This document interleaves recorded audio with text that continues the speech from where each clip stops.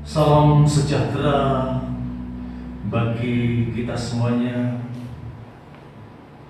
baik yang ada bersama kami di tempat ini, juga seluruh sidang jemaat yang ada di rumah masing-masing, baik yang ada di Semarang, juga yang ada di Papua, ada yang di Bali, juga ada di Kudus, di Rembang, juga di Sukoharjo, di Batang, juga saudara kita yang ada di Jakarta dan di tempat yang lain. Mari kita akan bersama-sama akan memulaikan ibadah kita, yaitu ibadah Jumat Agung, di mana Tuhan kita Yesus Kristus telah berkorban bagi kita. Kiranya dengan pengorbanannya itu kita bisa menghargai, menghormati dengan sungguh-sungguh, supaya kita sebagai pribadi-pribadi yang sudah ditebus semakin hari semakin berkenan di hadapan Tuhan. Oleh sebab itu, sebelum kita mulai, kita akan menyanyikan salibnya. Kita akan mengenang Tuhan Yesus di atas kayu salib 2000 tahun yang lalu.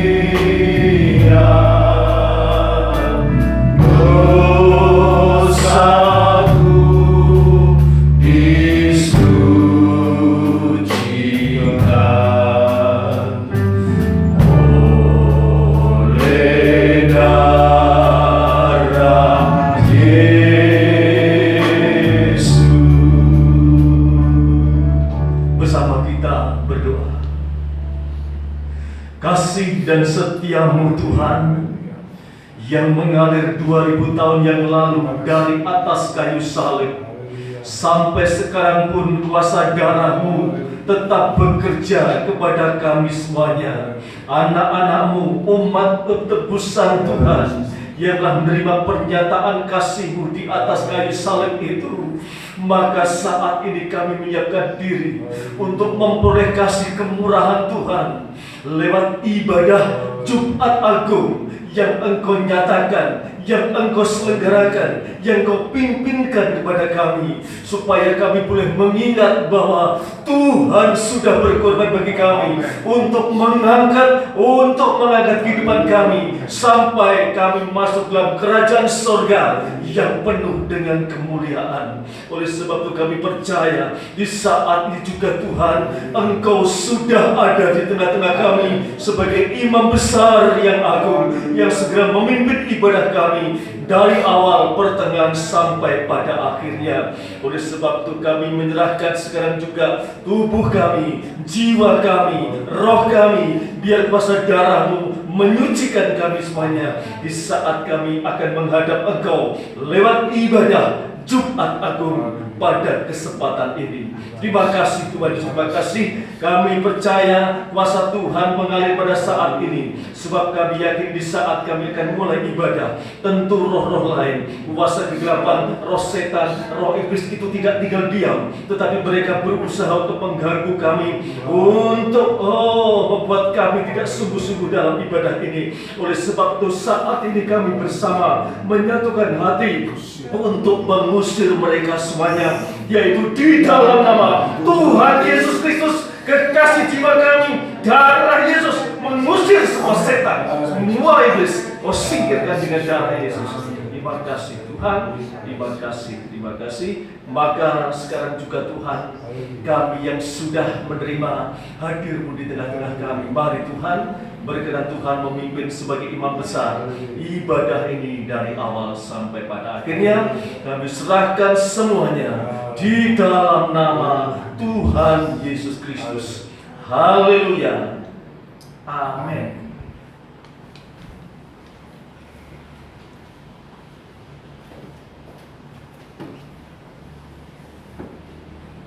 Shalom. Shalom.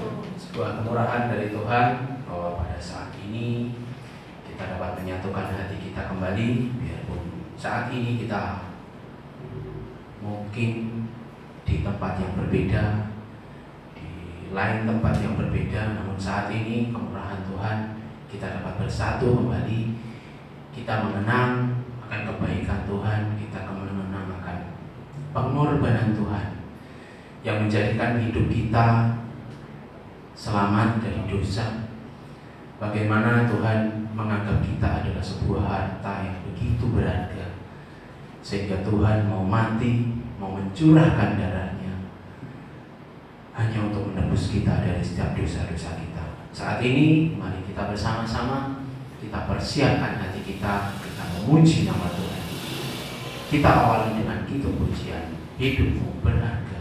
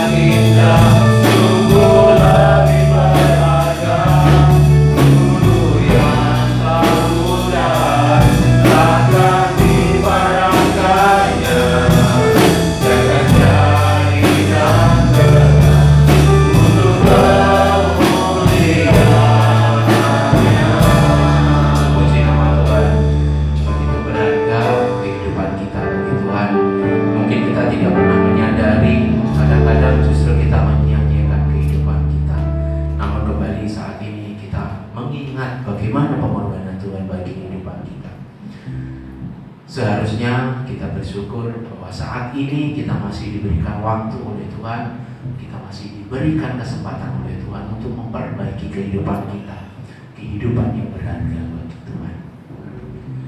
Sebelum kita menerima firman Tuhan, kita persiapkan hati kita. Kita akan menyanyikan Karena Salibmu.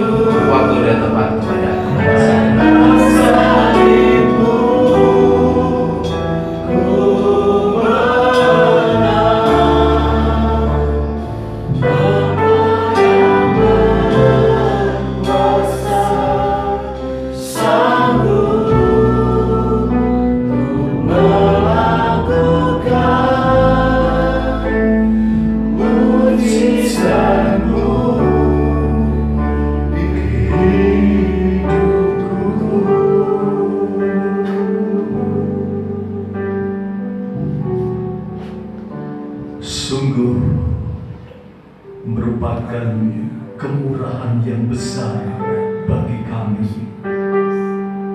Dengan salib-Mu yang Kau nyatakan di atas Golgota merupakan satu tumpuan bagi kehidupan kami, supaya kami mampu berjalan selama kami hidup di dunia ini. Tuhan, Engkau yang memberikan pijakan lewat salib-Mu itu, memberikan kekuatan kepada kami semuanya, anak-anak-Mu semuanya, seluruh sidang jemaat-Mu, baik yang ada di tempat ini maupun yang ada di rumah masing-masing, baik yang ada di dalam kota Semarang maupun di luar kota Semarang. Kuasa salib-Mu bekerja sampai saat ini. Oleh sebab itu Tuhan Yesus, kami bersyukur, kami berterima kasih kalau pada kesempatan ini kami kembali bisa memuji, memuliakan Engkau. Kami bisa beribadah kepada Engkau. Suatu kesempatan yang indah bagi kami, sebab kami melihat di luar sana iblis mulai bekerja dengan kuat untuk membunuh banyak orang. Tetapi kami percaya saat ini kami bagaikan berada di Gosen. Engkau menyisihkan kami, Engkau menyisihkan anak-anak-Mu, supaya kami dijauhkan, dilepaskan dari kuasa maut itu. Terima kasih Tuhan Yesus, terima kasih. Maka saat ini kami akan mengambil bagian yang terbaik, yaitu mendengarkan suara Tuhan, mendengarkan firman Tuhan. Sekarang nyatakan kasih dan kemurahan Tuhan, urapi kami, urapi yang ada di rumah, urapi hamba-Mu, supaya hamba-Mu dan seluruh saudara kami bisa mendengarkan firman dalam kekuatan dan pimpinan Roh Kudus. Terima kasih Tuhan Yesus, terima kasih. Maka saat ini kami bersama berdahkan hati,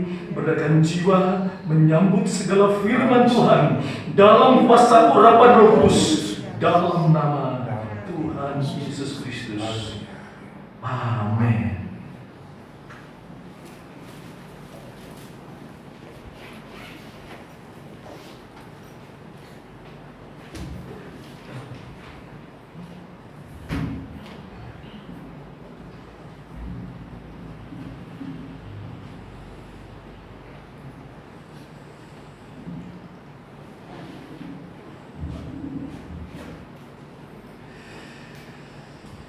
Pertama-tama saya sampaikan salam damai sejahtera bagi kita semuanya, juga bagi saudara-saudara semuanya, saudaraku yang dikasihi Tuhan, sidang jemaat GBT Immanuel Semarang, baik yang ada di Semarang, ada yang di Papua, ada yang di Bali, ada di Kudus, di Rembang, juga ada yang di Batang, di Sukoharjo, sampai di Jakarta.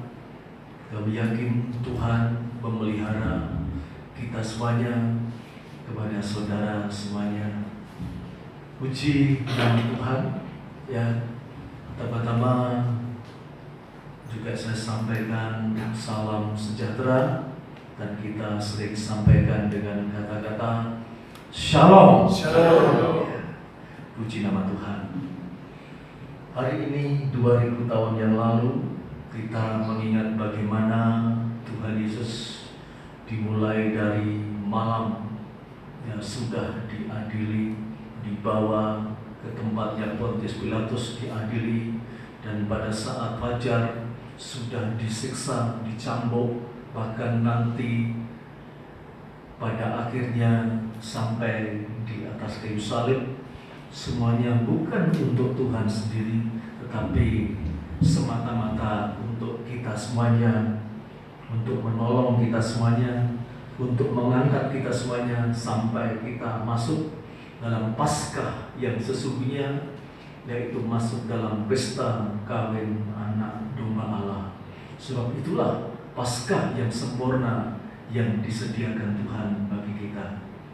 Oleh sebab itu, saudaraku yang terkasih dalam Tuhan, pada kesempatan ini kita masuk pada berita Paskah yang kedua, yang pada Jumat Agung ini tanggal 10 April 2020. Ya, bagaimana kita semuanya sudah mendengarkan berita Paskah Yang pertama, di mana saat itu Tuhan Yesus mau mengadakan makan Paskah bersama-sama dengan murid-muridnya, tetapi Tuhan menyuruh dua muridnya untuk mengikuti orang yang membawa kendi yang berisi air, dan dua orang itu adalah Rasul Petrus dan Rasul Yohanes, ya, yang saat itu mereka dalam keadaan yang terhormat, ya, sebab menjadi murid Yesus adalah suatu, ya, anugerah yang besar,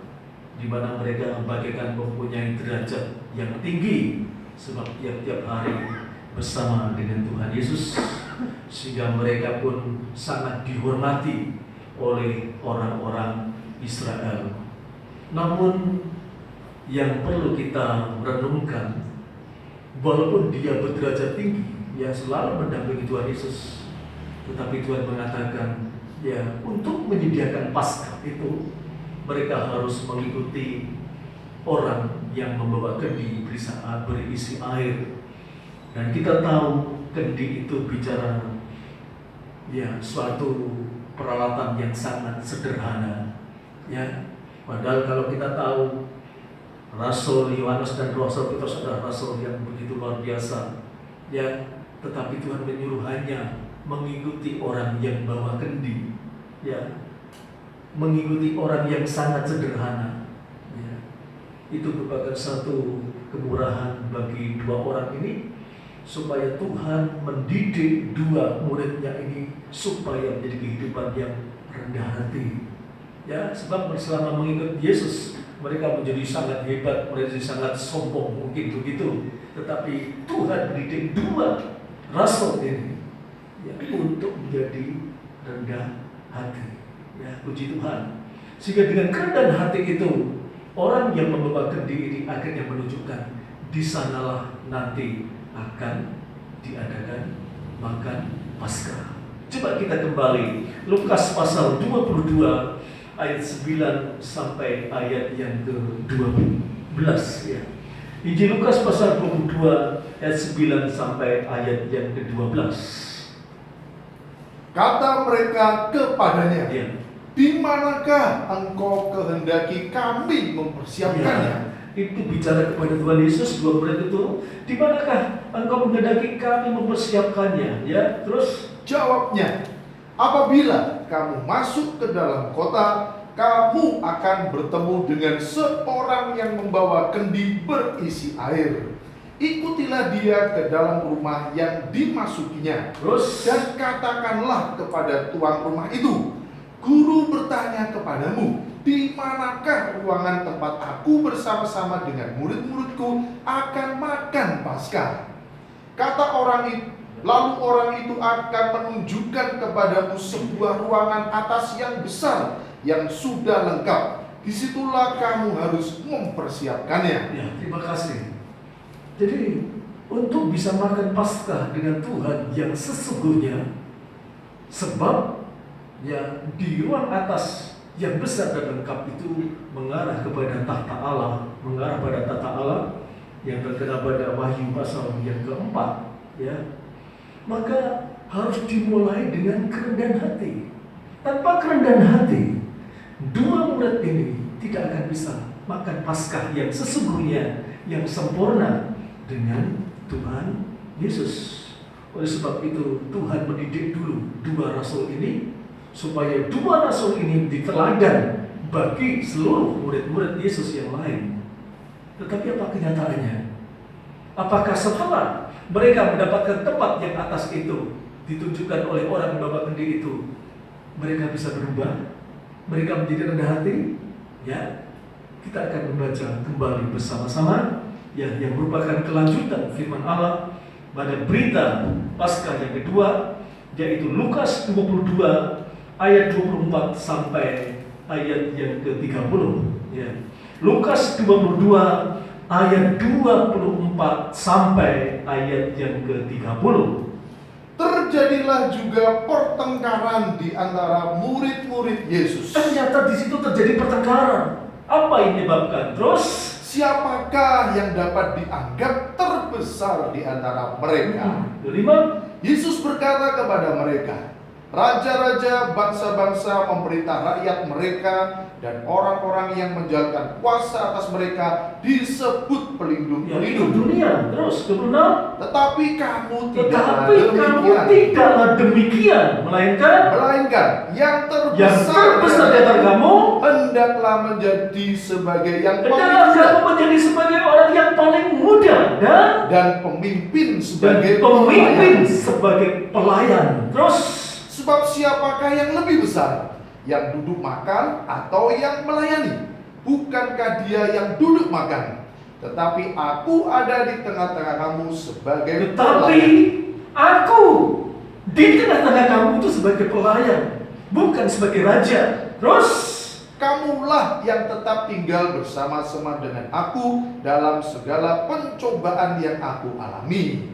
Dan aku menentukan hak-hak kerajaan bagi kamu, sama seperti Bapakku menentukannya bagiku. Terus Bahwa kamu akan makan dan minum semeja dengan aku di dalam kerajaanku, dan kamu akan duduk di atas tahta untuk menghakimi kedua belah suku Israel. terima kasih, saudara.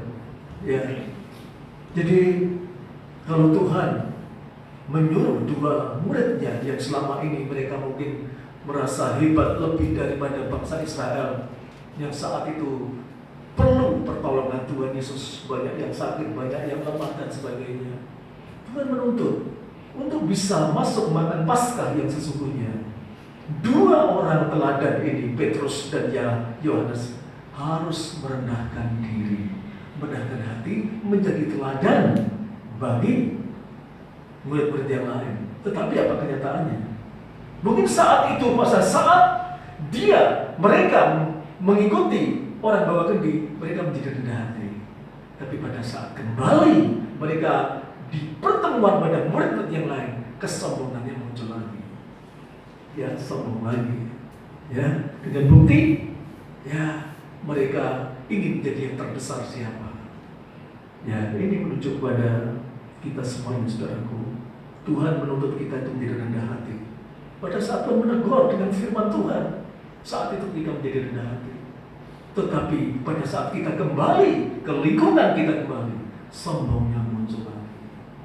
Rasul Petrus dan Yohanes kembali seperti itu. Ya, ini membuktikan bahwa manusia daging itu lemah sekali. Ya, kalau kita bicara kenapa Tuhan Yesus dagingnya dihancurkan, karena menyadari untuk menolong daging anak-anak Tuhan itu yang tidak mudah untuk berubah, Tuhan rela tubuhnya dihancurkan. Ya, oleh sebab itu kalau kita teliti lebih dalam lagi, ya, sekelas, selevel rasul aja bisa berubah. Maksud saya sulit untuk berubah, apalagi kita. Ya, selevel rasul-rasul yang tiap-tiap hari bersama Tuhan Yesus, ya mereka aja sulit berubah, apalagi kita. Ya, untuk itu Tuhan sungguh-sungguh mau mengatasi hal tersebut. Dengan cara apa Tuhan mengatasi? Tadi dikatakan ayat yang ke-26, ya, Tuhan mengatakan apa? Ya, supaya mereka menjadi layak bersekutu Paskah dengan Tuhan Yesus. Kita baca kembali ayat yang ke-26.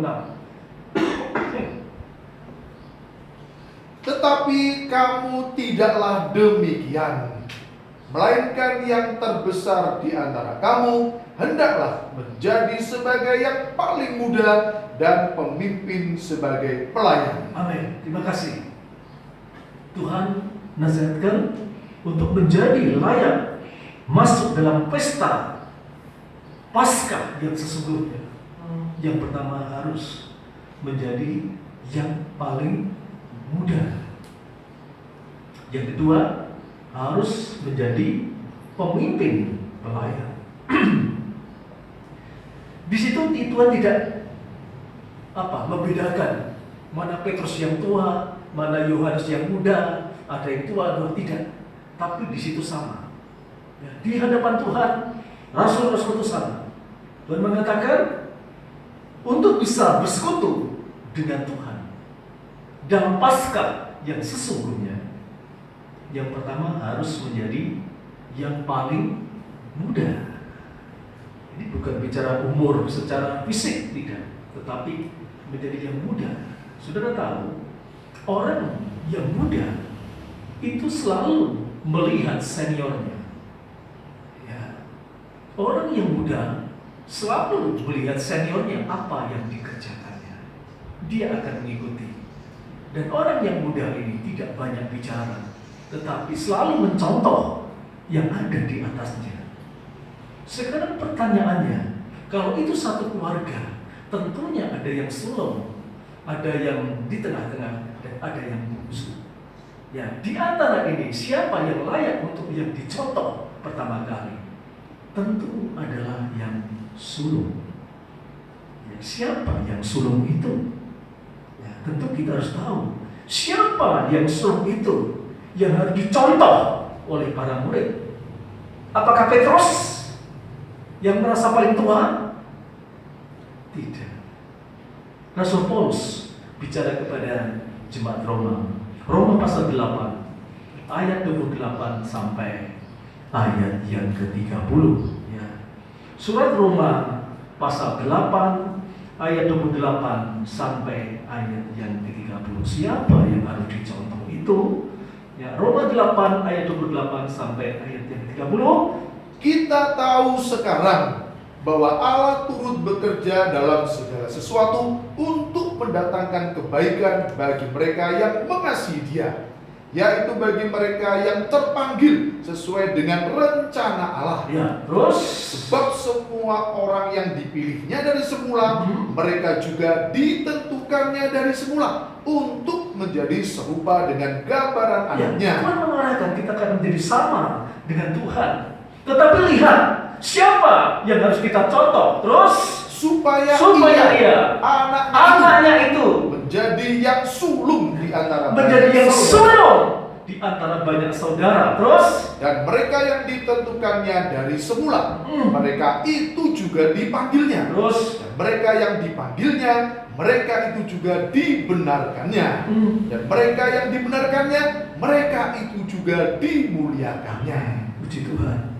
Jadi disinilah Tuhan menjadi teladan yang sempurna bagi seluruh rasul, bagi seluruh sidang jemaat yang ditebusnya, supaya kita mencontoh pribadi Tuhan Yesus yang sulung, bukan mencontoh yang lain, bukan mencontoh hamba Tuhan yang hebat dan sebagainya, tidak, tapi mencontoh Tuhan Yesus sendiri.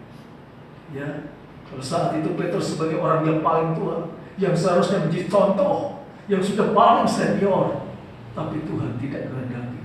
Karena Petrus ternyata masih belum berubah untuk bisa merendahkan hati.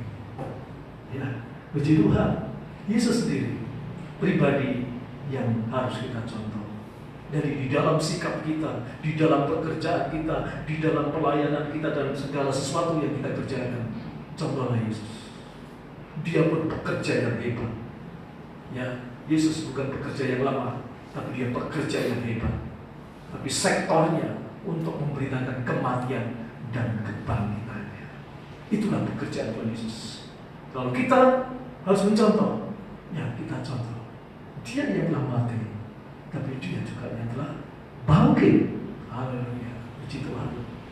Kemudian yang kedua adalah pemimpin pelayan. Kamu harus menjadi pemimpin pelayan.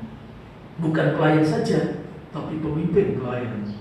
Pemimpin pelayan adalah suatu pekerjaan yang mempertanggungjawabkan segala yang dilayani.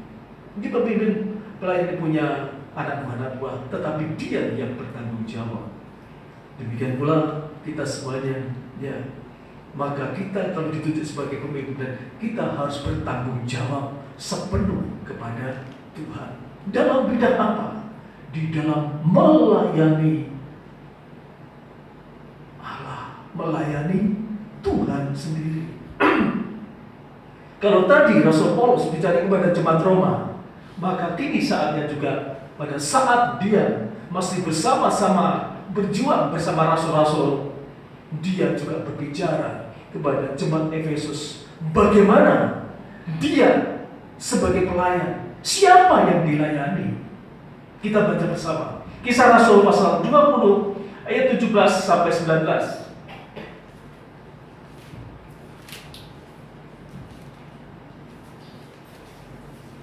Kisah Rasul pasal yang ke-20 ayat 17 sampai ayat 19. Karena itu ia menyuruh seorang dari Miletus ke Efesus dengan pesan supaya para penatua jemaat datang ke Miletus. Terus Sesudah mereka datang, berkatalah ia kepada mereka, ya, kamu tahu bagaimana aku hidup di antara kamu sejak hari pertama aku tiba di Asia ini. ya, 19. Dengan segala rendah hati aku melayani Ini Tuhan. contoh daripada pelayan yang melayani Tuhan. Rasul Paulus sendiri, ya, dia bekerja dengan segala rendah hati. Aku melayani Tuhan. Ya, Rasul Paulus saat itu sebagai ahli Taurat yang hebat, yang tidak ada bandingnya. Dia sangat pandai. Semua ya ahli Taurat mengakui Paulus ini, dulu namanya Saulus, sangat hebat dalam Taurat. Dikatakan tidak kekurangan apapun dalam Taurat. Tetapi saat dia melayani Tuhan Yesus, tidak ada harganya. Apa yang dialami selama sebelum ikut Yesus, itu dikatakan itu tidak ada artinya sama sekali. Oleh sebab itu pada saat dia mulai melayani, ya, dikatakan dengan segala kerendahan hati aku melayani, bukan dengan kesombongan dan merasa mampu, bukan. Kalau dihitung-hitung mampu, Rasul Paulus sangat mampu. Tetapi itu dia buang. Dikatakan bagaikan sampah aku buang. Tetapi pada saat dia mulai terjun untuk memberitakan Yesus yang disalib dan dibangkitkan itu dengan rendah hati. Ya, sama dengan rasul-rasul tadi. Ya, harus rendah hati untuk bisa masuk Paskah. Coba diulangi ayat 19. Dengan segala rendah hati aku Dengan segala rendah hati aku melayani Tuhan. Saat itu Rasul Paulus menjadi pemimpin.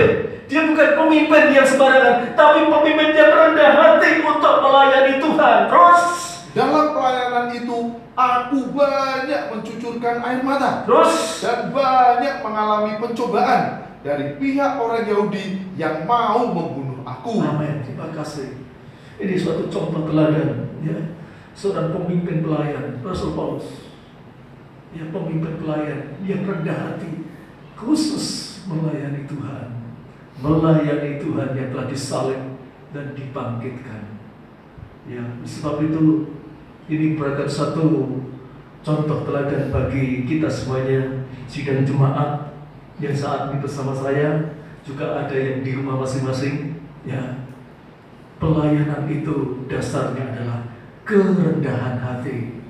Bukan hanya pelayanan di gereja, tapi pelayanan di rumah masing-masing. Kita belajar menjadi kehidupan yang rendah hati, supaya kita layak bisa masuk dalam pesta nikah anak domba Allah. Itulah Paskah yang sesungguhnya. Puji nama Tuhan. Saudaraku yang terkasih dalam Tuhan, sebab itu kalau kita mengingat, ya, Tuhan mengatakan bahwa, ya, kita memang sekarang mengadakan Paskah saat itu bersama murid-muridnya.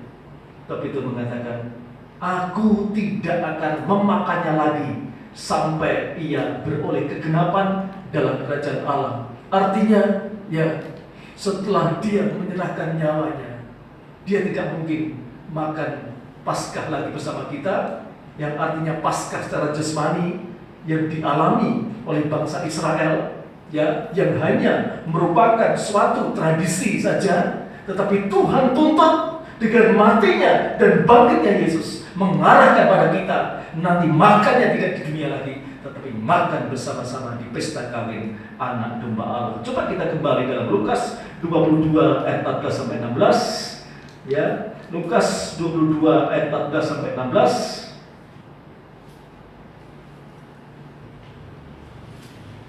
Ketika tiba saatnya, Yesus duduk makan bersama-sama dengan Ya, rasul-rasul. saat itu masih makan bersama-sama. Terus Katanya kepada mereka, Katanya pada mereka, aku sangat rindu makan Paskah ini bersama-sama dengan kamu sebelum aku menderita. iya itu dirindukan sekali. Kenapa?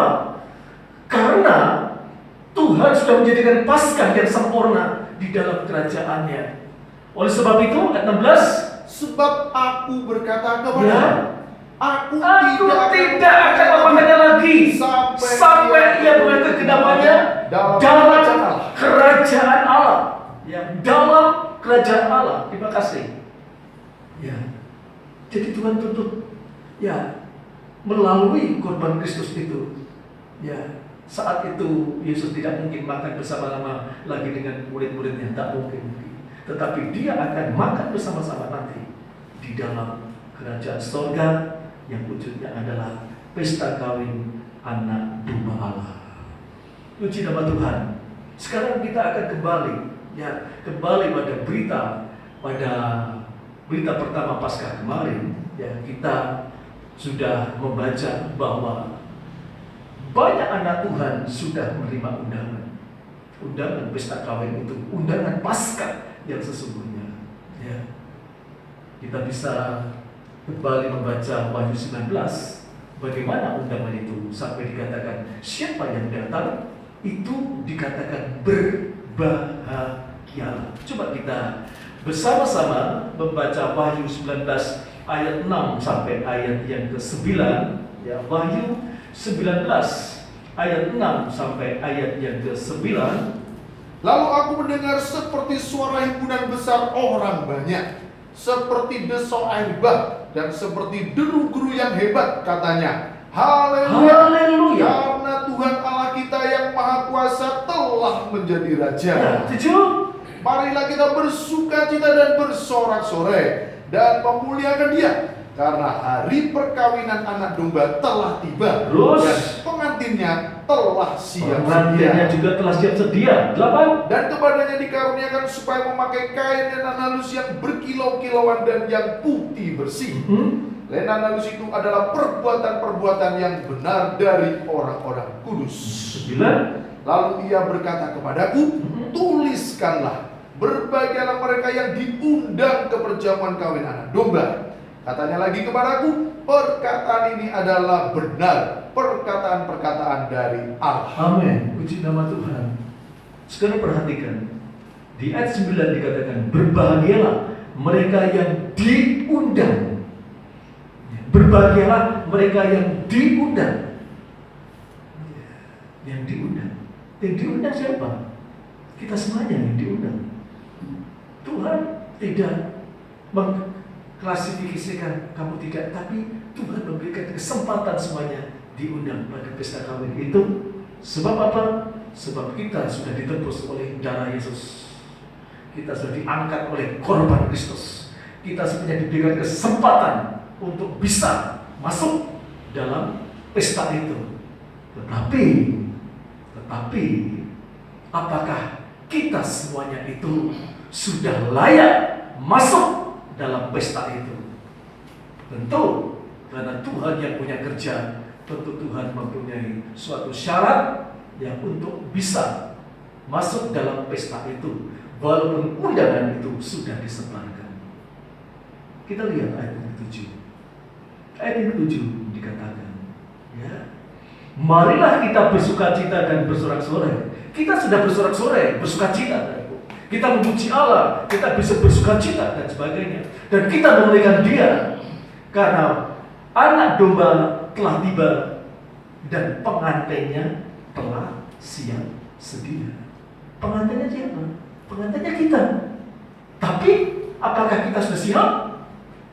Ini yang perlu kita perhatikan. Apakah kita sudah siap? Ya, itu ada 7. Ya, pertanyaannya, kalau sudah siap, tandanya apa? Kalau sudah siap, tandanya apa? Coba kita membaca kembali ayat yang ke-8. Ya, ayat yang ke-8.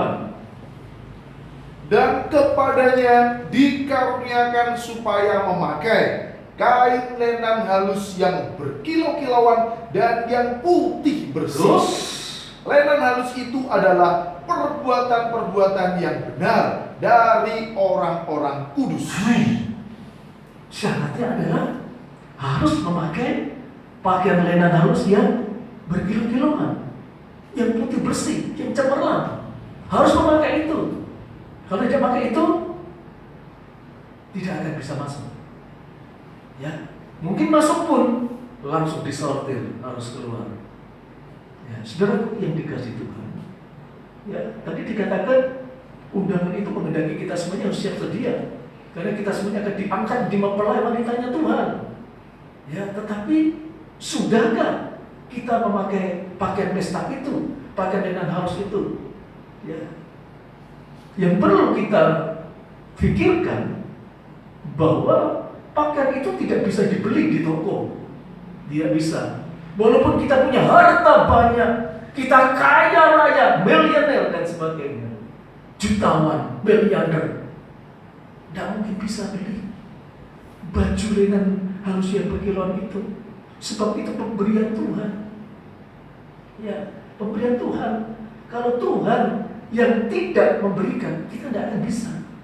Sedangkan tadi kalau kita hubungkan dengan rasul-rasul yang saat itu ditunjukkan oleh Tuhan, itulah kelemahanmu karena kamu tidak ada kerendahan hati, maka sebenarnya syarat yang mutlak untuk bisa menerima karunia pakaian putih lenan halus yang berkilauan itu ada suatu kehidupan yang selalu rendah hati. Rendah hati seperti Tuhan Yesus. Ya, rendah hati seperti Tuhan Yesus. Itu syarat utama. Dan tentu ada syarat yang lain. Kalau pakaian itu kudus, tentu yang memakai harus kudus. Nah mungkin kalau ada kudus bisa memakai pakaian kudus. Ya, puji nama Tuhan. Oleh sebab itu, kalau kita mengingat perumpamaan Tuhan tentang Tuhan sebagai Raja akan mengadakan pesta, ya, di situ Tuhan menyebarkan undangan. Ada undangan yang resmi, ada undangan secara lisan. Tetapi pada saat yang pertama Tuhan mengundang dengan undangan resmi, semuanya menolak. Tapi pada saat Tuhan Yesus dengan menyuruh ya abdi-abdinya memberitakan ya di jalan-jalan secara lisan, justru orang itu banyak yang datang. Ya, kita akan membaca bersama perumpamaan ini ya tentang pesta perjamuan kawin seorang raja yang mengadakan. Matius 22 ayat 1 sampai ayat yang ke-14. Kita perhatikan ya. Matius 22 ayat 1 sampai 14. Di situ ada yang menerima dan juga ada yang menolak. Ada yang menolak dan juga ada yang menerima. Matius 22 ayat 1 sampai ayat yang ke-14. Lalu Yesus berbicara pula dalam perumpamaan kepada mereka. Ya, terus Hal kerajaan surga seumpama seorang raja yang mengadakan perjamuan kawin untuk ya, anaknya. kita perhatikan. Ini mulai ada yang menolak. Ayat yang ketiga. Ia menyuruh hamba-hambanya memanggil orang-orang yang telah diundang ke perjamuan kawin itu. Tetapi orang-orang itu tidak mau datang. Ini sudah mulai menolak. Ya, resmi undangannya ditolak ya dengan terang-terangan. Ya. Kemudian ayat 4. Ia menyuruh pula hamba-hamba lain. Pesannya, katakanlah kepada orang-orang yang diundang itu, sesungguhnya hidangan telah kusediakan, lembu-lembu jantan dan ternak piaranku telah disembelih, semuanya telah tersedia. Datanglah ke perjamuan kawin ini. Ada undangan lagi kepada yang lain. Ayat 5. Tetapi orang-orang yang diundang itu tidak. Orang-orang yang lain diundang juga tidak mengindahkannya. Terus ada yang pergi ke ladangnya, ada yang pergi pengurus ya, usahanya. kalau tadi yang pertama yang menolak adalah dengan terang-terangan, aku tidak suka. Tapi yang kedua, enggak. Aku akan pergi ke usahaku, aku pergi ke pekerjaanku, aku pergi ke sibukanku. Terus yang keenam, Dan yang lain menangkap hamba-hambanya itu, menyiksanya dan bahkan yang membunuhnya. lain malah suruhannya Tuhan Raja ini malah dibunuh. Ya, mengerikan. Ya, ayat 7. Maka murkalah raja itu, lalu menyuruh pasukannya ke sana untuk membinasakan pembunuh-pembunuh itu dan membakar kota Tuhan marah mereka. sekali dengan mereka sampai Tuhan harus membakar mereka semuanya. Yang 8, Sesudah itu ia berkata kepada hamba-hambanya, perjamuan kawin telah tersedia. perjamuan kawin Paskah yang sesungguhnya itu pasti disediakan dan harus disediakan dan harus ada yang datang. Terus, Tetapi orang-orang yang diundang tadi tidak layak. tapi orang-orang tadi undangan yang resmi semuanya menolak. Ya, kemudian Sebab itu pergilah ke persimpangan-persimpangan jalan dan undanglah setiap orang yang kamu jumpai di sana ke perjamuan kawin mulai itu. lesan. Banyak orang tidak mungkin pakai undangan satu-satu. Lalu mulai lesan ngomong, raja mau bekerja, raja mempunyai mengawinkan anaknya. Dikatakan pada seluruh orang-orang yang ada di jalan, di perempatan jalan dan sebagainya. Sebelum Maka pergilah hamba-hamba itu dan mereka mengumpulkan semua orang yang dijumpainya di jalan-jalan, terus orang-orang jahat dan orang-orang baik, Terus? sehingga penuhlah ruangan perjamuan kawin itu dengan tamu. nah, ini mulai menerima. Tadi menolak loh. Undangan resminya ditolak, tapi undangan secara lesan, ya, secara kemurahan dia diterima. Tetapi mereka datang semuanya, tentu ada suatu disorder oleh Tuhan. Ya, ayat 11. Ketika raja itu masuk untuk bertemu dengan tamu-tamu itu, Hmm. ia melihat seorang yang tidak berpakaian pesta. Terus, Ia berkata kepadanya, "Hai hai saudara, bagaimanakah engkau masuk kemari dengan tidak mengenakan pakaian pesta?" Tetapi orang itu diam saja. 13, 14. Lalu kata raja itu kepada hamba-hambanya, ikatlah kaki dan tangannya dan campakkanlah orang itu ke dalam kegelapan yang paling gelap. Di sanalah akan terdapat ratap dan ketak gigi. 14. Sebab banyak yang dipanggil, tetapi sedikit yang dipilih. Amin. Ya, puji Tuhan. Di pesta kawin anak domba Allah ini harus terjadi. Harus terjadi dan disiapkan untuk kita semuanya, untuk umat ketebusan Tuhan. Tapi dalam kenyataannya ada dua kelompok. Yang pertama kelompok yang menolak, yang kedua kelompok menerima. Tadi kelompok yang menolak ada 3 versi. Ya, yang satu mereka betul-betul cuek dan tidak menganggap sama sekali. Ya, dan itu sudah terjadi pada bangsa Israel. Bangsa Israel menolak mentah Yesus sebagai Mesias. Mereka diundang Tuhan untuk percaya pada Yesus. Ya, tapi di antara mereka yang hebat-hebat, petinggi-petinggi, tidak ada yang mau terima, menolak dengan sangat-sangat yang luar biasa sampai Yesus akhirnya harus mati di atas kayu salib. Itu bangsa Israel, petinggi-petinggi, ahli Taurat, orang Farsi, imam kepala dan sebagainya menolak. Karena apa? Sombong, merasa hebat. Ya, jadi di sini memberikan satu pengertian orang yang merasa hebat itu sulit untuk bisa makan pesta kawin dengan Tuhan Yesus sebagai mempelai pria. Ya, makanya kita belajar. Ya, seperti Tuhan menuntut kita sebagai kehidupan yang rendah hati. Ya. Kemudian dikatakan tadi yang kedua yang menolak adalah lebih baik mengurus usaha dan pekerjaan. Ya, ini juga terjadi pada gereja Tuhan. Ya, mungkin saat ini Tuhan meredam karena sekarang orang-orang pada sulit untuk bekerja, harus tinggal di rumah masing-masing. Ya, seperti Tuhan menunjukkan. Ya, sebab kalau tidak terjadi seperti ini, orang malas untuk beribadah di rumah. Ya, walaupun di rumah masing-masing, tetapi lebih suka bekerja sampai malam bila perlu, ya tidak tidur untuk bekerja cari uang. Ini sama, ini menolak dengan Tuhan.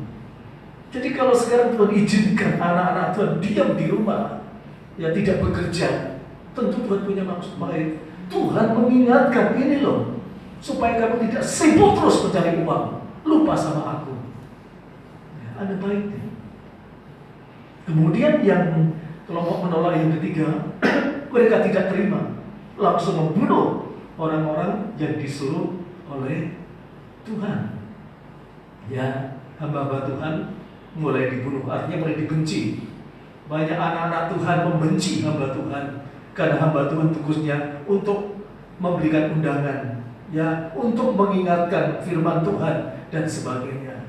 Banyak hamba Tuhan dibenci, tidak tahu salahnya apa. Kenapa? Menyampaikan undangan, menyampaikan firman Allah, menyampaikan penyucian firman Allah itu justru dibenci. Aneh. Terjadi menolak. Jadi kalau mereka, ya kita semuanya atau mereka semuanya menolak hamba Tuhan yang menyampaikan kebenaran firman Tuhan, itulah undangan dari Tuhan untuk masuk Paskah sesungguhnya. Sangat kasihan, ya, karena benar-benar menolak. Oleh sebab itu kita belajar bagaimanapun juga firman Allah yang disampaikan oleh hamba Tuhan yang mengandung undangan pesta kawin itu, kita belajar untuk menghargai, jangan menolak. Sebab kalau menolak, Tuhan yang murka, tadi katakan raja itu murka sampai membakar kota itu dan sebagainya. Itu adalah yang menolak. Sekarang kita lihat, ya, kalau efek dari menolak itu seperti bangsa Israel menolak Yesus Kristus. Jelas dia Mesias, tahu ayatnya, tapi dia menolak. Kesempatan diberikan pada kita, sehingga kita yang tidak tahu apa-apa mendapatkan anugerah yang besar, sehingga kita bisa menerima undangan dari Tuhan. Walaupun kita adalah bangsa kafir, bangsa yang tidak berharga. Roma 11 ayat 13 sampai ayat yang ke-15, ya. Roma 11 ayat 13 sampai 15.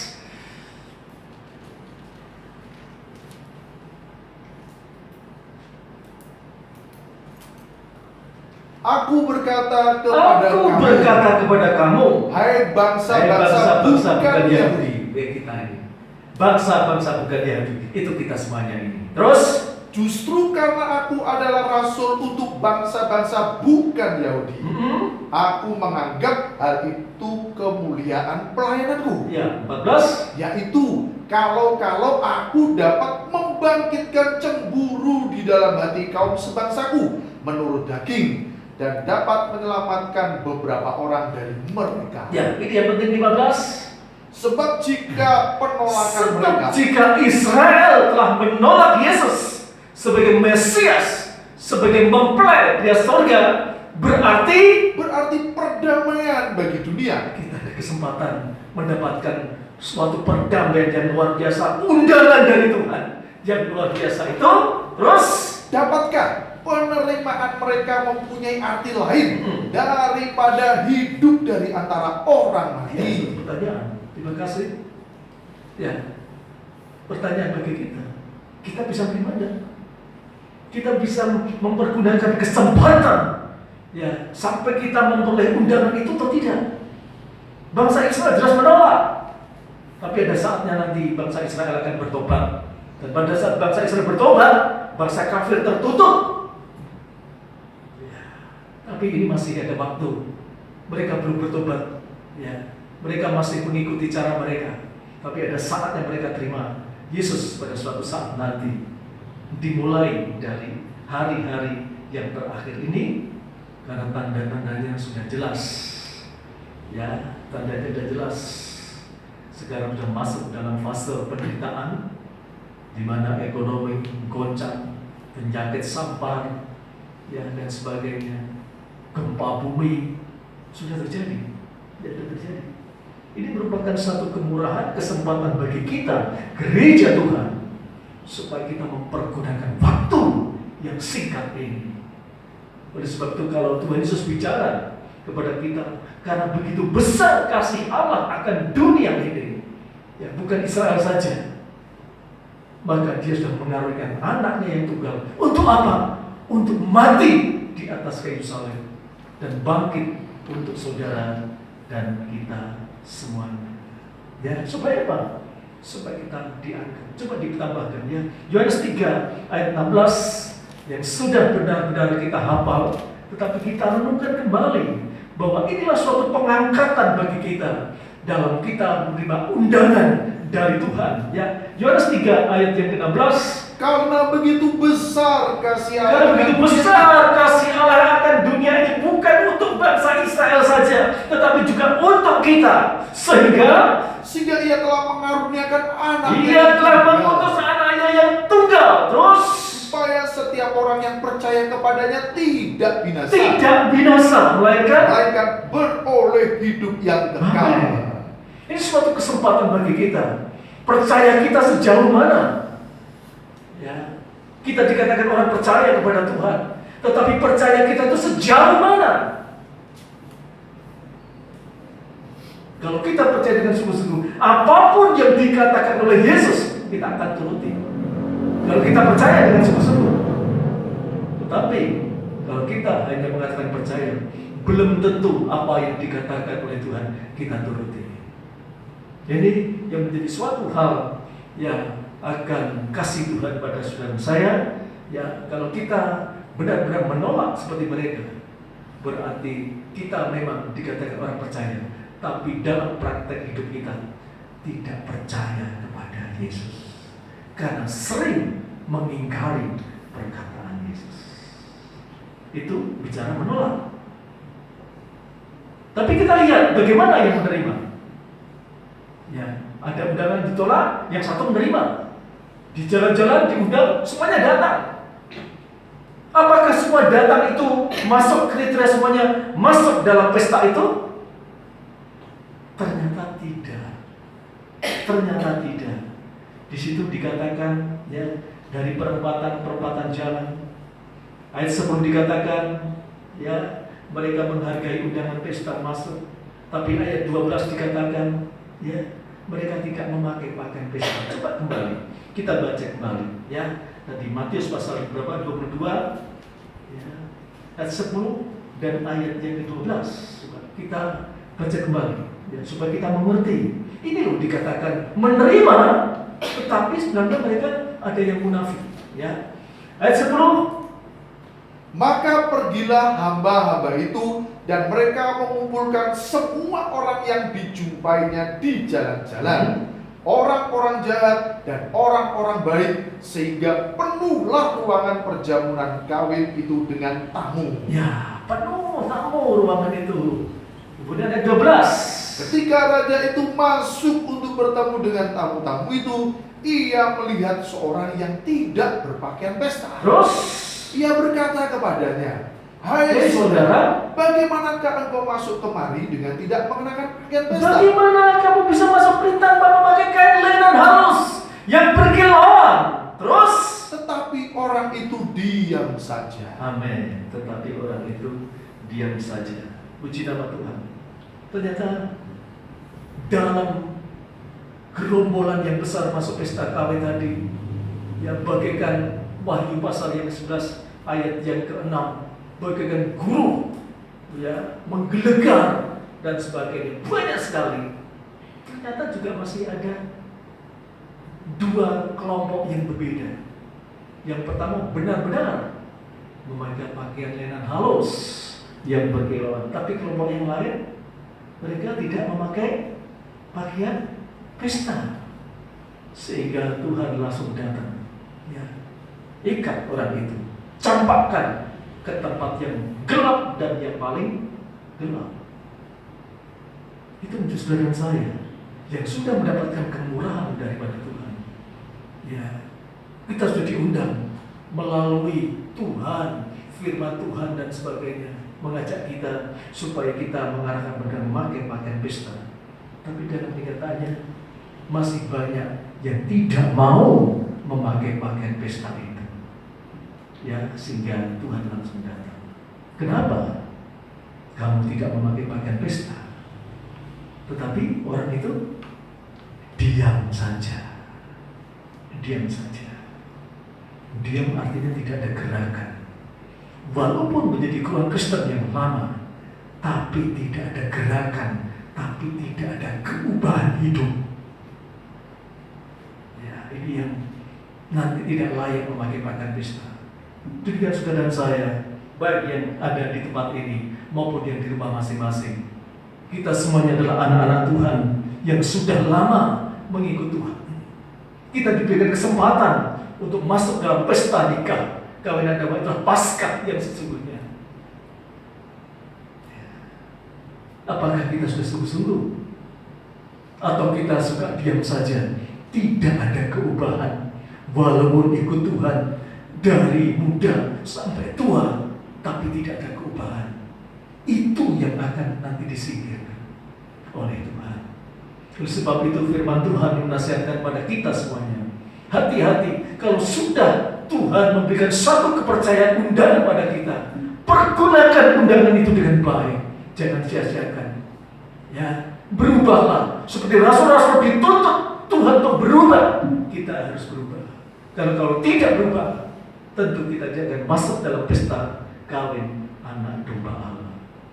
Dan saudaraku yang dikasihi Tuhan, pakaian yang tidak bisa dibeli itu sebenarnya sudah Tuhan berikan. Ya, saat dia di atas kayu salib untuk berikan kesempatan, undangan supaya sidang jemaat, supaya umat ketebusan itu memakai pakaian pesta, pakaian mempelai. Sebenarnya Tuhan sudah berikan itu. Ya, sudah berikan, sudah sediakan. Kita tidak usah membeli, kita tidak usah membayar dengan harga mahal. Saat apa? Pada saat dia di atas kayu salib, ya, setelah Tuhan Yesus disalib, ya, pakaian itu dilempar, diminta oleh para prajurit. Ya, dan disitu dikatakan pakaiannya itu tidak ada jahitannya. Coba kita baca Yohanes pasal 19 ayat 23 sampai ayat yang ke-24. Ini pakaian sudah diberikan, disediakan bagi kita semuanya. Yohanes 19 ayat 23 sampai ayat yang ke-24. Ya.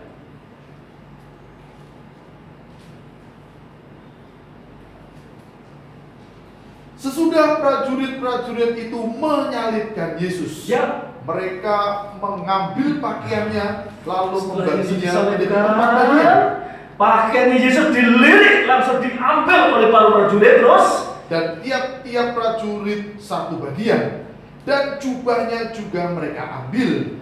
Jubah itu tidak berjahit. jubah itu tidak berjahit, Dari atas ke bawah. dari hanya atas ke satu bawah saja. hanya 1 tenunan saja. Terus coba, Karena itu mereka berkata seorang kepada yang lain, janganlah kita membaginya menjadi beberapa potong, tetapi baiklah kita membuang undi untuk menentukan siapa yang mendapatnya. ya, terus Demikianlah hendaknya supaya genaplah yang ada tertulis dalam kitab suci. Mereka membagi-bagi pakaianku di antara mereka, dan mereka membuang undi atas jubahku. Hal itu telah dilakukan prajurit-prajurit itu. ya, terima kasih. Jadi sebenarnya pakaian itu disediakan. Saat Yesus disalib, pakaian itu sudah diterima oleh para prajurit. Kemudian setelah dilihat jubahnya tidak ada jahitannya, utuh tenunan, luar biasa. Ya, kita bisa bayangkan satu pakaian jubah tidak ada jahitannya. Ya, ini langka, tapi itu disediakan bagi kita semuanya. Pertama, pakaian itu ya diserahkan kepada prajurit. Memang secara rohani hanya prajuritlah yang berhak untuk menerima pakaian itu. Ya, kita tahu ya, prajurit itu adalah kehidupan anak-anak Tuhan yang pantang menyerah, yang kuat, yang selalu harus kuat, yang selalu tunduk pada suara atasannya, dan suaranya adalah firman Tuhan.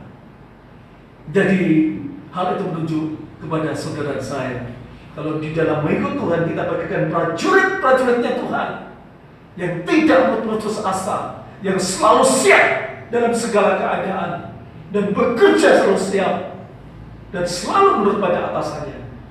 Mereka berhak menerima pakaian itu. Ya, tentu prajurit ini ditandai dengan suatu perjuangan yang luar biasa. Memberikan satu pengertian pada saudara saya, tanpa perjuangan yang kuat, anak Tuhan tidak akan bisa menerima pakaian pesta anak domba Allah.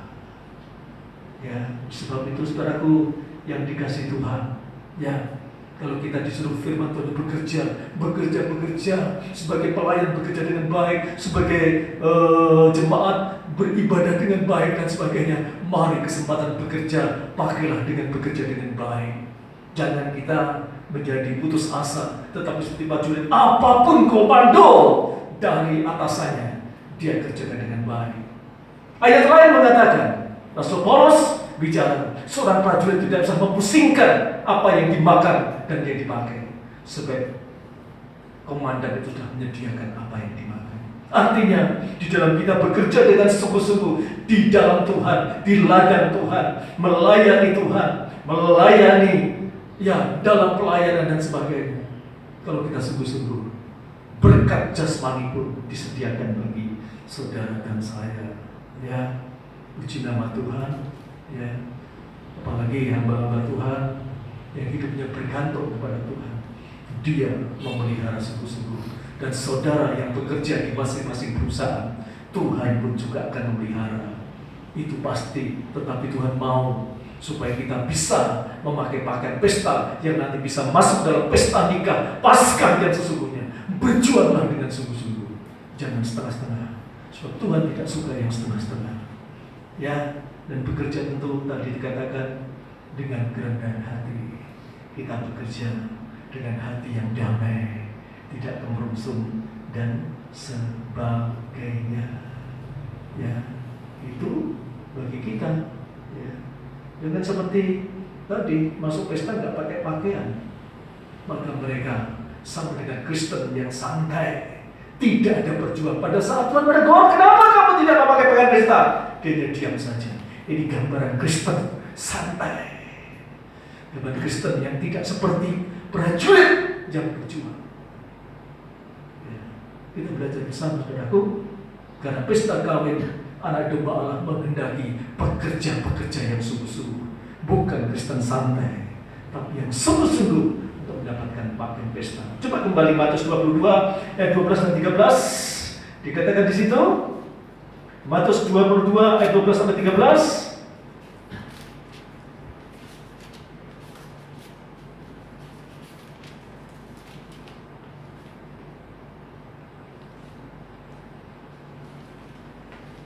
Lalu kata raja itu kepada hamba-hambanya, ikatlah kaki dan tangannya, dan campakkanlah orang itu ke dalam kegelapan yang paling gelap. Di sanalah akan terdapat ratap dan retak gigi. Coba ayat yang ke-12 dibacakan, 12. Ia berkata kepadanya, Hai saudara, bagaimana kau bisa masuk kembali dengan tidak menggunakan pakaian pesta?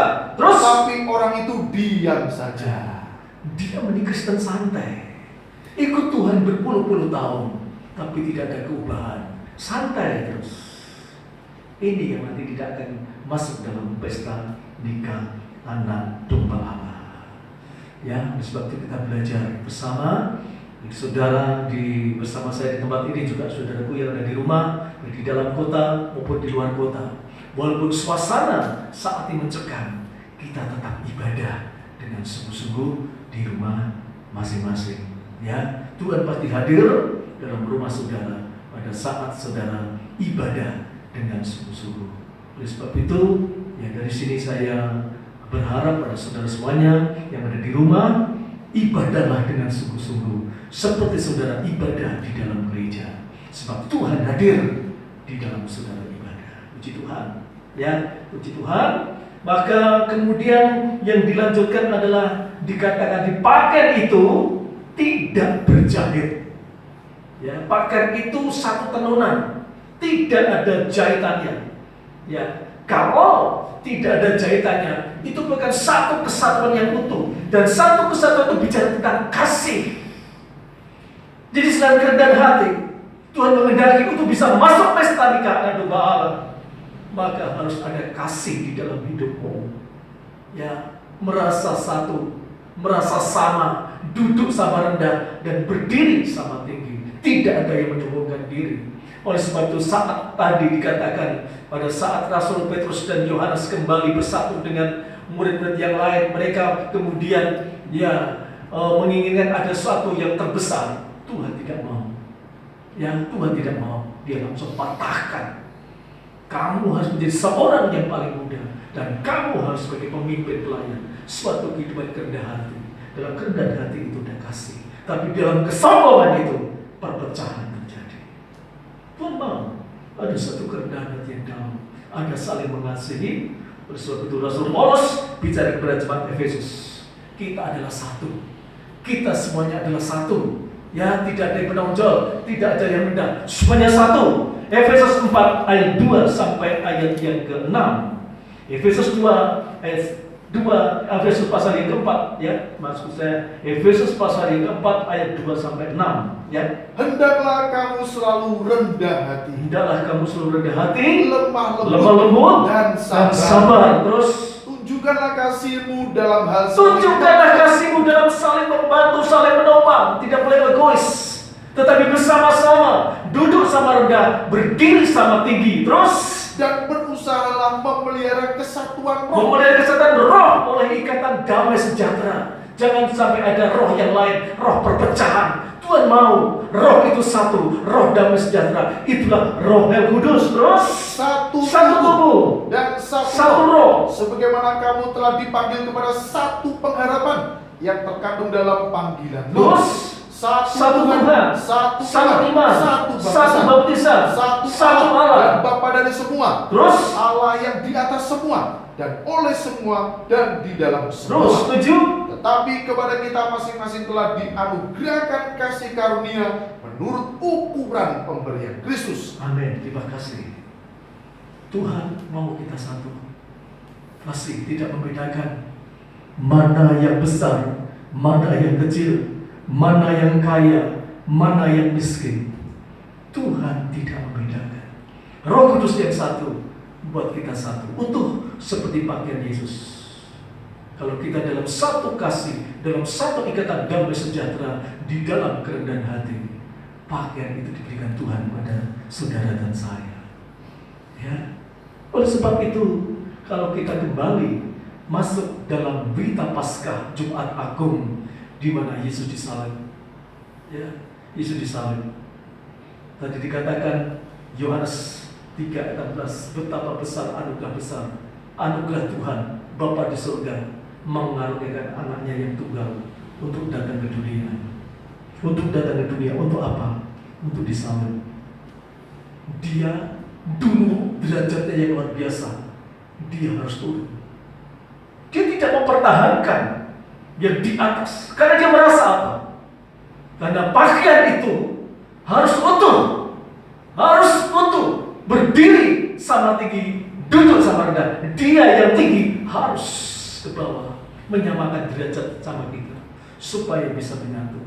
Dengan menyatu itu, ada suatu damai sejahtera dalam lingkaran pakaian kekudusannya Tuhan. Oleh sebab itu, kalau Tuhan Yesus sudah berkorban bagi kita di atas kayu salib, itu merupakan satu teladan yang sempurna buat saudara dan saya. Disinilah kita harus berpijak. Kita tidak punya pijakan yang lain untuk bisa masuk dalam pesta nikah anak domba Allah selain pijakan dari Yesus. Dia yang sudah menyamakan derajatnya, turun menyamakan dengan kita, supaya kita menjadi satu lingkaran, sehingga kita bisa makan Paskah bersama-sama dengan Tuhan, karena kita dalam satu lingkaran. Kalau Tuhan masih tempat tinggi, kita tempat rendah, tidak mungkin kita bisa makan bersama-sama. Tetapi untuk itu Yesus harus turun ke dunia ini, menjadi satu dengan kita, supaya kita bisa makan pesta nikah yang sempurna nanti dengan mengangkat kita semuanya. Oleh sebab itu, yang merupakan pokok daripada berita Paskah pada pagi hari ini, kita lihat dia Yesus sudah menurunkan derajatnya ke dunia ini, supaya menjadi satu dengan kita semuanya, bagian menjadi satu pakaian, satu kasih, satu ikatan damai sejahtera, supaya kita nanti bisa bersama-sama dengan Tuhan untuk bisa masuk ke sana. Sehingga kita lihat bagaimana perjuangan Tuhan untuk bisa membawa kita masuk ke sana. Kita masuk Matius 27 Injil Matius pasal 27 ayat 46 sampai 52. Ya, ini pekerjaan Tuhan yang besar untuk bisa mengangkat kita semuanya. Ya. Matius 27 ayat 46 sampai 52. Ya. Matius 27 ayat 46 sampai 52. Kira-kira jam 3 berserulah Yesus dengan suara nyaring, Ya. Eli, Eli, Kira-kira lama jam 3 sabachthani?" sore berserulah Yesus dengan suara nyaring, Eli, Eli, lama sabatani. Terus, Artinya, Allahku, Allahku, Iya. mengapa mengapa engkau meninggalkan aku? aku? Karena dia harus turun ke dunia menjadi satu dengan kita. Ya, sepertinya Tuhan itu sudah memang supaya Yesus bisa menyatu dengan dunia ini untuk mengangkat. Sehingga rasanya Tuhan kok tega sekali meninggalkan saya. Leli, Leli, lama sabatani.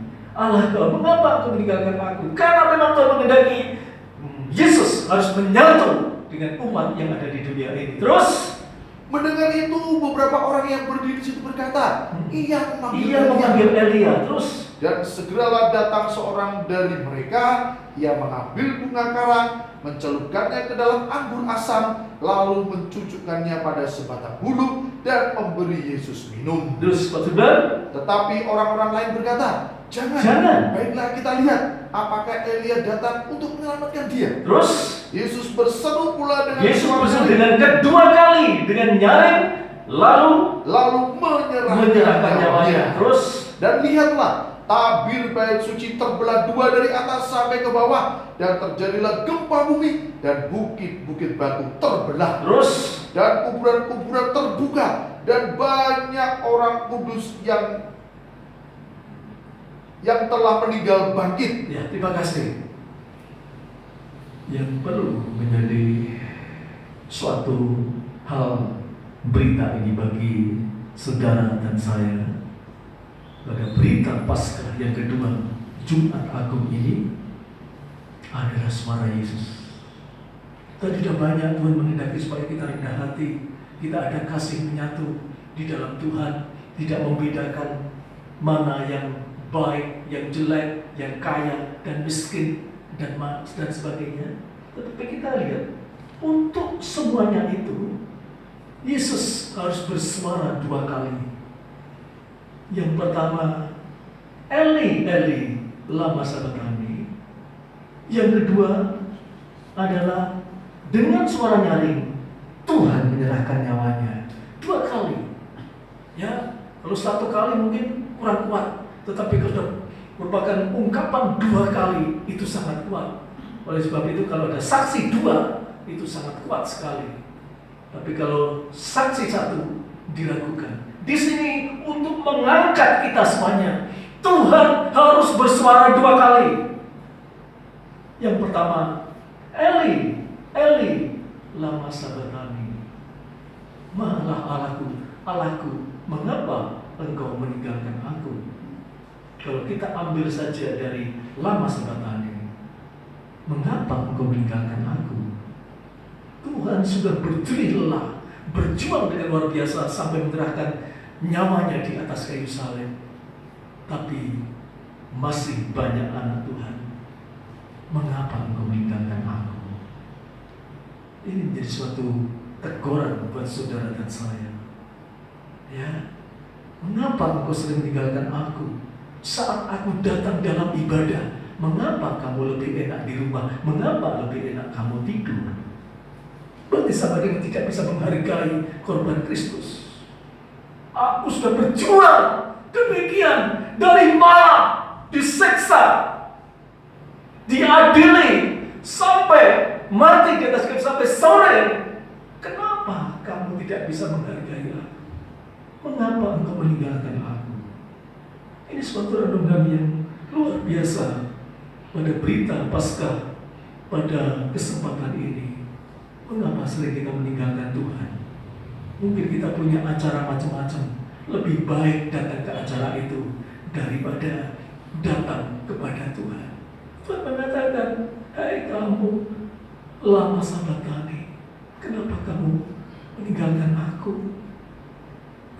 kita kejam. Coba kalau kita renungkan, kita kejam. Tuhan sudah merekayasa hidupnya sampai hancur. Kita suka meninggalkan Tuhan seenaknya sendiri. Coba kita renungkan, betapa jahatnya kita.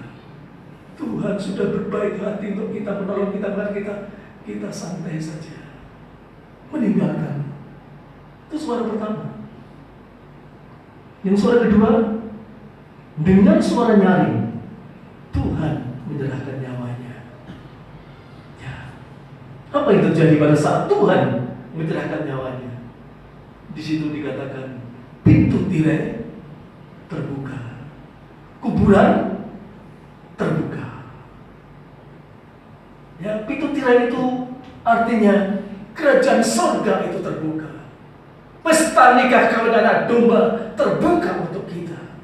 Dia berjuang dengan tetesan darah yang terakhir. Dia menyerahkan nyawa dan kerajaan surga terbuka bagi kita.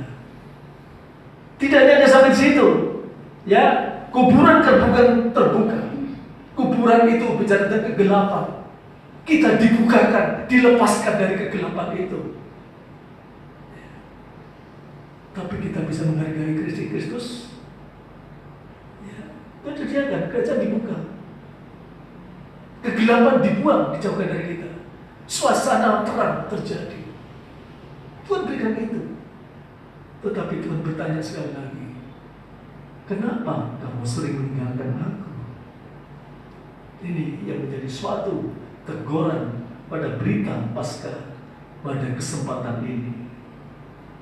Ya, banyak firman Allah bekerja pada kita, menegur kita. Kalau Tuhan mengatakan, lama sabatani, mengapa kamu meninggalkan aku? Mungkin karena kita belum bisa berubah, masih sombong, tidak bisa merendahkan hati. Ya, mungkin kita masih merasa kuat. Ya, di dalam bekerja tuh pada Tuhan, di dalam ibadah Tuhan, pada Tuhan, kita tidak segenap hati. Ya. Kita tidak ada usaha berjuang untuk menerima pakaian pesta itu dengan sungguh-sungguh, karena kita ingin santai. Sama dengan itu mengatakan, mengapa kamu meninggalkan aku? Ya, ini yang menjadi satu berita Paskah pada pagi hari ini. Ya, pada hari ini, pada sore ini, Tuhan mengatakan kepada saudara dan saya, mengapa meninggalkan aku? Tuhan sudah berjuang luar biasa sambil menyerahkan nyawanya. Tapi kadang kita sebagai anak-anak Tuhan sangat santai. Tuhan mengatakan, mengapa engkau meninggalkan aku? Ya. Ini yang menjadi suara Tuhan pada saudara saya pada berita Paskah ini. Mengapa engkau meninggalkan aku? Kalau kita tidak ingin meninggalkan Tuhan, kembali pada Tuhan. Sungguh-sungguhlah, baik-baiklah menyatu dalam kasih-Nya Tuhan. Sungguh-sungguh bekerja seperti pemimpin pesta, pemimpin pelayanan, untuk selalu bekerja dengan baik, bertanggung jawab di hadapan Tuhan. Ini yang bergetar-getar suara Tuhan. Suara Tuhan yang sampai sekarang ini terngiang-ngiang dalam hati kecil kita. Mengapa kau meninggalkan aku? Itu menjadi suatu koreksi bagi saya dan saudara. Kalau kita tidak ingin meninggalkan Tuhan, kita mau selalu datang dan sungguh-sungguh kepada Tuhan, bukan main-main di dalam minggu Tuhan. Karena Tuhan berkorban juga tidak main-main, tapi Dia sungguh-sungguh. Itu yang perlu kita renungkan. Suara Tuhan ketuk hati kita. Dengarkan suara Tuhan di dalam hati kita. Apakah engkau meninggalkan aku? Bersama kita datang pada Tuhan.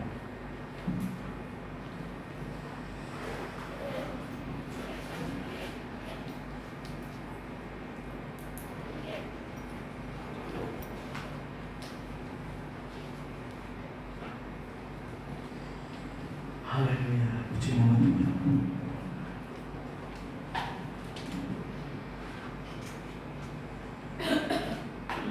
Kita akan bersama menyanyikan Psalm nomor 159. Di kayu salib aku melihat kejahatanku.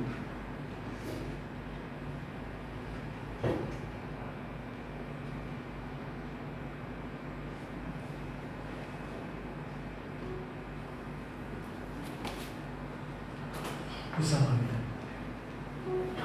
Waktuku datang merana di kaki salib Tuhan.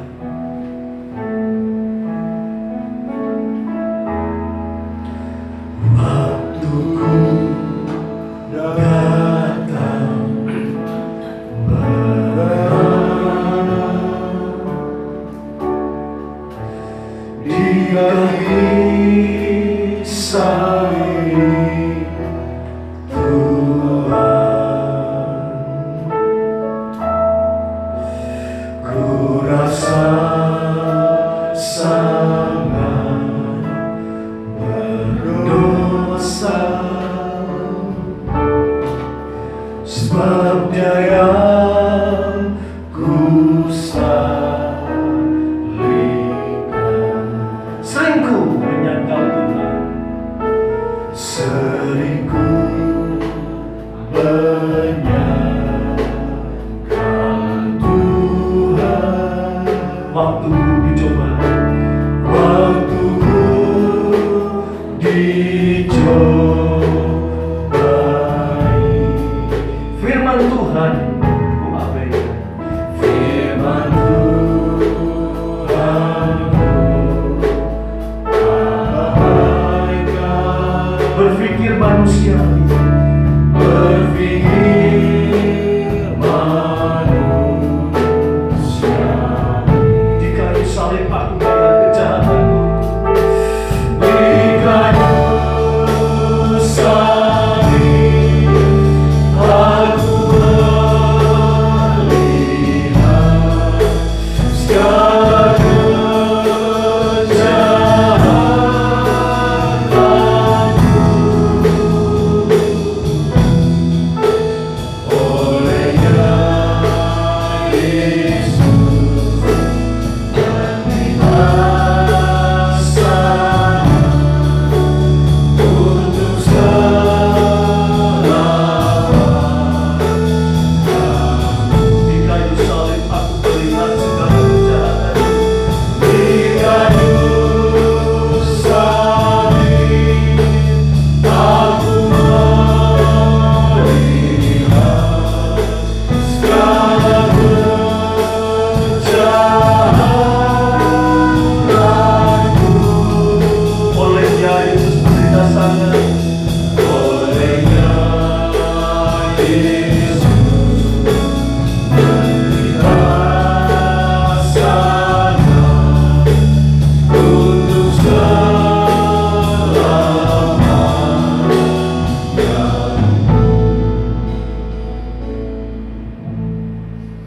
Melalui firman-Mu, kami semakin mengerti betapa Tuhan sangat mengasihi dan sangat mencintai kami. Engkau rela turun ke dunia, Engkau disalib dan mati, bukan untuk Engkau Tuhan, tetapi untuk kami semuanya, supaya kami yang merupakan umat ketebusan ini memperoleh kesempatan bisa masuk dalam pesta kawin anak domba Allah. Oleh sebab itu hamba-Mu, serahkan sepenuhnya sidang jemaat yang Tuhan percayakan, yang saat ini berada di sini maupun yang ada di rumah masing-masing. Mohon kemurahan-Mu Tuhan, kiranya kuasa salib-Mu bisa mendamaikan kami semuanya. Salib-Mu menjadi pijakan bagi kami, supaya kami bisa berjalan dan mampu berjalan sampai menuju tanah Kanaan baru, sampai menuju pesta kawin anak domba Allah. Terima kasih Tuhan, banyak kekurangan dan kelemahan kami. Mungkin kami seperti orang yang masuk dalam pesta tapi tidak memakai pakaian pesta. Mohon kemurahan Tuhan, Engkau sendiri yang akan mengembalikan kami, supaya kami ada kekuatan, supaya kami ada kemampuan dari Tuhan untuk bisa berjuang sampai mendapatkan pakaian pesta itu. Terima kasih Tuhan Yesus, terima kasih buat kasih dan setia Tuhan, terima kasih buat kasih dan cinta serta kemurahan Tuhan. Terima kasih. Maka pada pagi hari ini Tuhan, pada kesempatan ini, pada sore hari ini, kami sudah Kau sediakan tubuh dan darah-Mu, supaya tubuh dan darah-Mu ini bisa membawa kehidupan kami menjadi terangkat Tuhan, sampai kami bisa masuk dalam pesta nikah. Oleh sebab itu Tuhan tolong, Tuhan sucikan tubuh, jiwa dan roh kami kembali.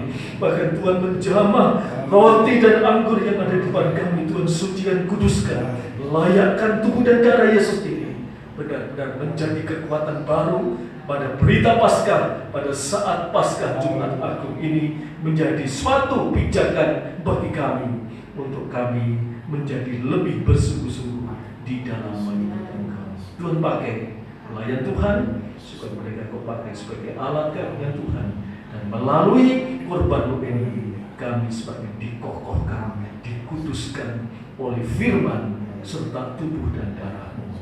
Di dalam nama Tuhan Yesus Kristus kami sambut tubuh darah Yesus. Haleluya. Amin.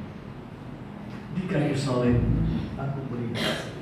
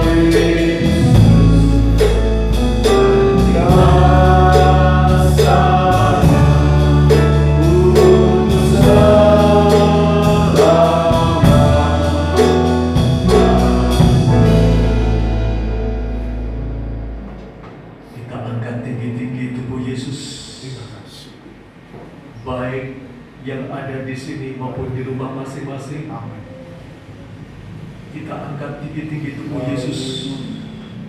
Ini bukan roti, tetapi Tuhan yang sudah menyucikan, menguduskan. Ini tubuh Yesus di tangan kanan kita, dan di sebelah kiri kita letakkan di dada kita, depan dada kita. Ini darah Yesus. Oleh sebab itu saudaraku, semuanya yang di sini maupun di rumah masing-masing, saat ini kita hargai Tuhan Yesus yang telah berkorban bagi kita, supaya Dia memberikan kesempatan mengangkat kita, supaya kita pergunakan kesempatan sungguh-sungguh. Haleluya. Mari kita akan dengarkan firman Tuhan. Sebab apa yang telah kuteruskan kepadamu telah aku terima dari Tuhan, yaitu bahwa Tuhan Yesus pada malam waktu Ia diserahkan, Ia mengambil roti, dan setelah itu Ia mengucap syukur atasnya. Ia memecah-mecahkan dan berkata, inilah tubuhku yang diserahkan bagi kamu. Perbuatlah ini menjadi peringatan akan aku. Bersama kita makan tubuh Yesus.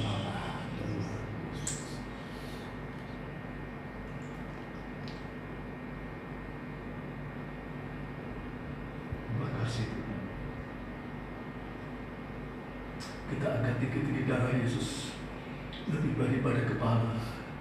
Darah yang sanggup menyucikan segala dosa kita, segala kegelapan kita akan Tuhan singkirkan melalui darah yang telah dicurahkan di atas Golgota.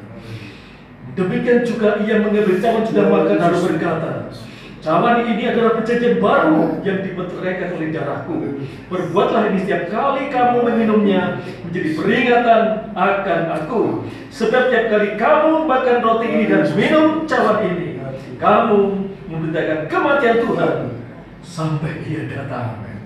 Kita minum darah Tuhan Yesus. Terima kasih. Terima kasih. Kita akan tinggi-tinggi tubuh Yesus. Tangan kita, tubuh kita. Haleluya. Terima kasih.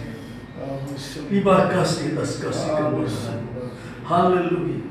Jiwaku memuji, memuliakan nama Engkau. Jiwaku memuji. Haleluya. Terima kasih Tuhan Yesus. Terima kasih buat kasih. Terima kasih Tuhan, terima kasih. Kami mengucap syukur dan berterima kasih Tuhan, di dalam kasih setiamu yang sudah Kau berikan bagi sidang jemaatmu di tempat ini Tuhan, di dalam pengembalaanmu Tuhan, di dalam berita Paskah yang kedua yang sudah kami terima menjadi rangkaian Tuhan yang harus kami kumpulkan, yaitu remah-remah yang jatuh Tuhan untuk menjadi bagian roti yang utuh, yang tidak akan kami biarkan begitu saja, tapi akan kami kumpulkan Tuhan menjadi bagian yang terindah dalam kehidupan kami Tuhan. Engkau yang sudah melayani kami sebagai imam besar di tengah-tengah Tuhan sidang jemaatmu Tuhan, kami bersyukur dan berterima kasih sebab penyertaan-Mu tetap ada di dalam kehidupan kami, dan itulah yang menghibur kami, itulah yang menguatkan kami, itulah yang menjadi iman pengharapan kami, yaitu Engkau ada di tengah-tengah kami Tuhan. Sebab jika Engkau tidak ada di dalam pergembala kami Tuhan, maka sia-sialah ibadah kami, sia-sialah pengikutan kami Tuhan. Tetapi kami bersyukur untuk semua yang sudah kami nikmati Tuhan. Engkau melayani kami Tuhan, sungguh-sungguh dengan segala kerendahan hati menjadi contoh Tuhan. Dan Engkau adalah yang sulung Tuhan, yang sudah memberikan contoh Tuhan bagi kami. Kami semua ini Tuhan, sering kali Tuhan tanpa kami sadari sering meninggalkan Engkau, baik Tuhan di dalam pikiran kami, di dalam hati kami, perasaan kami. Sebab kehidupan kami sering kami beralih kepada yang lain Tuhan, baik di dalam pekerjaan kami, di dalam usaha kami Tuhan, bahkan Tuhan di dalam sekolah kami, semua kuliah kami juga Tuhan. Seringkali itu membuat kami melupakan Engkau Tuhan, sehingga seringkali kami meninggalkan Engkau Tuhan. Tolong Tuhan, jangan sampai Tuhan di dalam hati kami ini Tuhan sedetik pun Tuhan lepas dari kasih karunia-Mu Tuhan. Mungkin kami bisa Tuhan sedikit waktu untuk kami melakukan aktivitas kami Tuhan, tetapi jangan sampai pikiran hati kami ini Tuhan sampai meninggalkan Engkau Tuhan, sebab itu tidak akan membawa keuntungan bagi kami. Sebaliknya, kami jauh daripada Engkau Tuhan. Mari Tuhan, biarlah firman-Mu yang mengingatkan kami Tuhan di dalam berkat Paskah ini Tuhan, biarlah ini menjadi suatu rangkaian yang kami Tuhan benar-benar pakai untuk kami membaharui kehidupan kami, supaya kehidupan kami ini mempersiapkan pakaian lenan halus itu. Jangan sampai Tuhan itu menjadi tidak sempurna, tetapi biarlah kami bekerja Tuhan dengan giat, baik dalam ibadah kami, dalam pelayanan kami, supaya itu menjadi bagian kami untuk kami tidak meninggalkan Engkau, tetapi kami akan mengikut Engkau kemanapun Engkau pergi Tuhan. Terima kasih untuk tubuh dan darah-Mu yang sudah Kau berikan bagi kami. Biarlah Kau mendarah dagingkan firman-Mu yang sudah kami dengar, itu menjadi kekuatan bagi kami, sehingga kami memiliki hati yang berkobar-kobar, memiliki pengharapan yang luar biasa, Dan kami meletakkan seluruh pengharapan kami kepada Engkau Tuhan, sehingga kami Tuhan dapat menghadapi segala sesuatu yang tidak baik ini dengan bergantung sepenuhnya kepada Engkau, kepada darah-Mu, dan kepada penyelamatan yang daripada Engkau Tuhan. Terima kasih untuk firman-Mu, terima kasih untuk Roh Kudus-Mu, terima kasih untuk tubuh darah-Mu. Biarlah ini menjadi kekuatan di dalam pemeliharaan penggembalaan kami tempat ini, menjadi kekuatan kami semuanya. Terima kasih Tuhan. Kami naikkan ucapan syukur kami hanya di dalam satu nama, Tuhan Yesus Kristus. Saudaraku yang dikasih Tuhan, yang di tempat ini maupun di rumah masing-masing, baik di dalam kota Semarang maupun di luar kota, sekarang juga terimalah berkat anugerah sejahtera dari Allah Bapa, dan terimalah kasih sayang Tuhan di sudah tempat tinggi yang telah berkorban bagi kita, serta Roh Kudus sekarang juga dicurahkan kepada kita semuanya. Mulai saat ini sampai Maranatha, Tuhan Yesus datang kembali sebagai mempelai pria surgawi. Bila kasih kepurahan dari Bapa, Putra dan Roh Kudus kita sekarang kita terima hanya di dalam nama Tuhan Yesus Kristus, menyertai, memimpin, memberkati kita semuanya. Haleluya, haleluya, amin.